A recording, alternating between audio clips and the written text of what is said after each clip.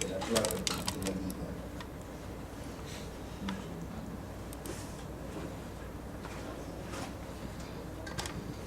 Dante vista de alguna manera por algunos de los pensadores de los que hablábamos hace un rato, ¿no?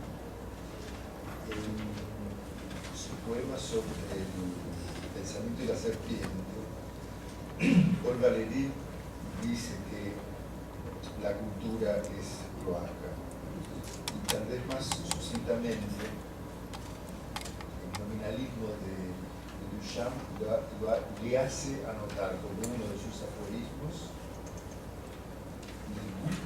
son les égouts. Los gustos son las cloacas. O sea, yo creo que está en el lenguaje esta condición de que la representación, la representación, la representación, la representación. Claro. Está en el lenguaje, pero digamos, todavía Valéry supone que también está de algún modo en lo real.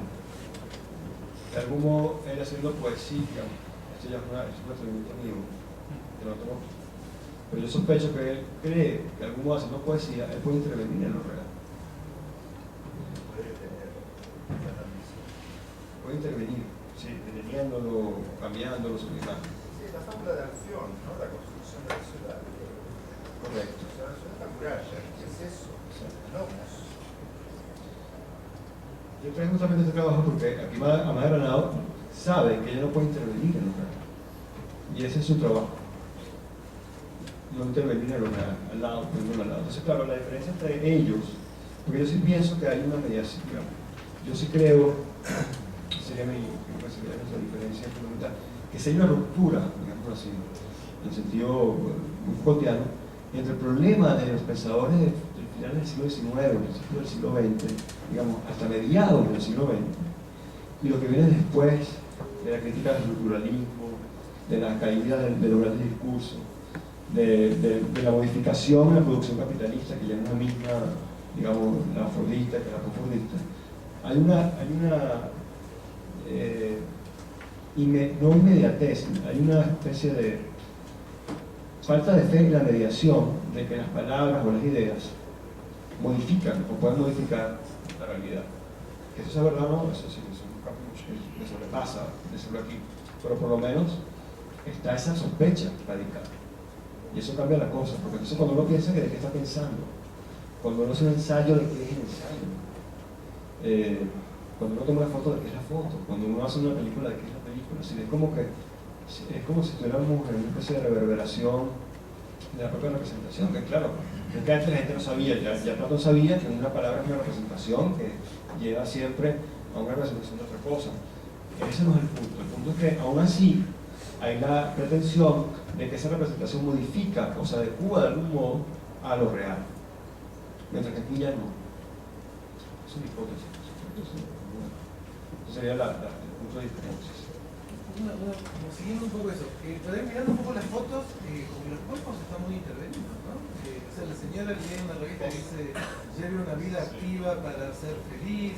Las revistas de moda hay un tipo de gimnasia. Digo, ahí hay algo como pareciera que los cuerpos como que replican un cierto ideal normativo que viene del consumo, digamos, y un cierto ideal de salud. No sé si te parece que puede ser eso. ¿No? Sí. Responden a lo que están consumiendo, me parece, ¿no? Sí, se supone que son personas que están muy, son personas que están muy confortablemente, digamos, no solamente en su entorno, sino que además son personas que no son para nada. ¿Por qué estos cuerpos? Porque a lo mejor ustedes no saben, pero sí saben que en el Guayas habitan muchos indigentes. El Guayas es la principal residencia de los indigentes caraqueños. Todos van a dormir ahí. Entonces, claro, los cuerpos, uno ve cuerpos, uno ve gente tomando sol en el Guayas, uno ve gente comiendo en el Guayas, pero son cuerpos completamente, digamos, marginados, excluidos de la sociedad.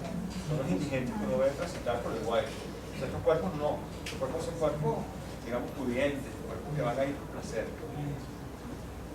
Incluso eurocéntricos, diría yo, si vamos con allá, porque lo que allá ven Ámsterdam y lo que ella quiere es mudar aquí.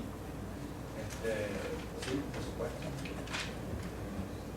Entonces, claro, la intervención aquí es una intervención a través de la fotógrafo en cuanto posa, pero no hay una intervención, digamos, digital, o no hay una búsqueda, cuando digo que no está intervenido, me refiero a que no hay una búsqueda de poner atavíos especiales al cuerpo más allá de eso, para gente feliz y pudiente, como digamos, una clase media caraqueña que va a tomar sol en el juego. Bueno, a mí me llamó la atención el inicio, sobre todo cuando has colocado el círculo de la cámara, ¿no? Cuando hace la distinción de que no hay un exterior y un interior. Y me ha parecido interesante en qué sentido, porque ¿dónde está ese espacio, no? ¿Dónde quedaría si no hay esta distinción entre lo interno y lo externo? Porque ¿cómo entonces puedes reconocer lo que está independiente de ti? Y quiero estar en eso porque asumo que el artista, y es una tendencia del artista contemporáneo, de alguna manera asumir de que es autónomo a las esferas de poder, que es autónomo a esferas, incluso que se inspiran en la cultura, incluso solamente presentándola, pero sin de alguna manera condicionarla o intervenirla.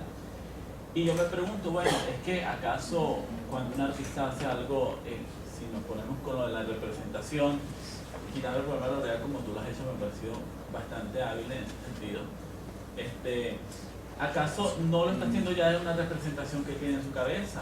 Porque el artista de todos modos elige un ángulo y no otro, elige una foto y no colocar otra, o sea, de las miles que pudo haber tomado.